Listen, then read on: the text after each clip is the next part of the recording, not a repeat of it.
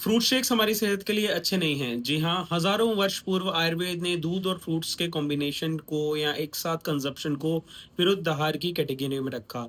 विरुद्ध आहार यानी कि इनकॉम्पैटिबल डाइट, जो 2 फूड आइटम्स एक साथ कंज़प्शन करने पर शरीर के लिए अहितकर हों, उनको विरुद्ध आहार कहा जाता है। रिसेंटली हमारी ओपीडी में एक विटिलिगो का रिकवर्ड केस आया, जिसको कि बहुत वर्षों के बाद अब जाके दोबारा से विटिलिगो के लीजन्स एकदम से अपीयर होना शुरू हुए। पेशेंट के खान-पान की हिस्ट्री लेने पर पता चला कि पिछले कुछ दिनों में पेशेंट ने फ्रूट शेक्स का अत्यधिक सेवन किया है, जिसके बाद अचानक से ही विटिलिगो के जो पैचेस हैं वो अपीयर होना स्टार्ट हो गए हैं। हमने पेशेंट को निदान परिवर्जन कराकर उसकी चिकित्सा स्टार्ट की। इससे ये सिद्ध होता है कि हजारों वर्ष पुराने आयुर्वेद के कंसेप्ट की प्रैक्टिकल इंपॉर्टेंस आज भी उतनी ही है जितनी उस समय थी। विरुद्ध आहार के सेवन से प्राइमरीली हमारी जठर अग्नि या डाइजेस्टिव फायर दूषित होती है और आहार रस की जगह आम की उत्पत्ति होती है, जिसके शरीर में अब्जॉर्प्शन से अनेक तरह के मेटाबॉलिक डिसऑर्डर्स, स्किन के डिसऑर्डर्स और डाइजेशन रिलेटेड इश्यूज और अनेक बीमारियां जो है होती हैं।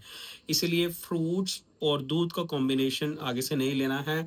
स्पेशली जो शेक्स हैं या स्मूदीज जिनमें दूध डाल के फ्रूट डाल के स्मूदीज को बनाते हैं, वो भी आपने कंजप्शन नहीं करना है, बच्चों को नहीं देना है। ड्राई फ्रूट्स में वॉलनट का दूध के साथ कॉम्बिनेशन भी एक बैड कॉम्बिनेशन बताया गया है। किसी भी तरह के फ्रूट का जो सेवन है वो दूध में मिला के या दूध के कंजप्शन से थोड़ी देर पहले या बाद में नहीं करना है। दूध और फ्रूट के सेवन में थोड़ा सा गैप जो है रखना है। पर फिर भी अगर आपको फ्रूट शेक्स बहुत पसंद हैं तो आप उनको प्लांट बेस्ड मिल्क में बना सकते हैं, परंतु उसका सेवन भी आपको बहुत ज़्यादा मात्रा में नहीं करना है, मॉडरेशन में ही करना है। मॉडर्न कंसेप्ट से भी समझे तो दूध और फ्रूट के एक साथ सेवन से जो है दूध कडल होता है, कुछ ऐसे कॉम्प्लेक्सेस बनते हैं जो कि डाइजेशन को डिले कर देते हैं और ब्लॉटिंग और इनडाइजेशन जैसी सिचुएशन पैदा होती है।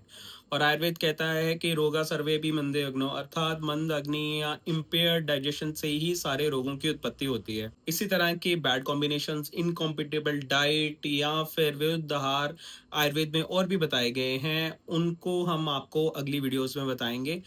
तब तक के लिए जुड़े रहिए जनक सरस्वती आयुर्वेद से। इसी तरह की स्वास्थ्य संबंधी जानकारी के लिए जय आयुर्वेद।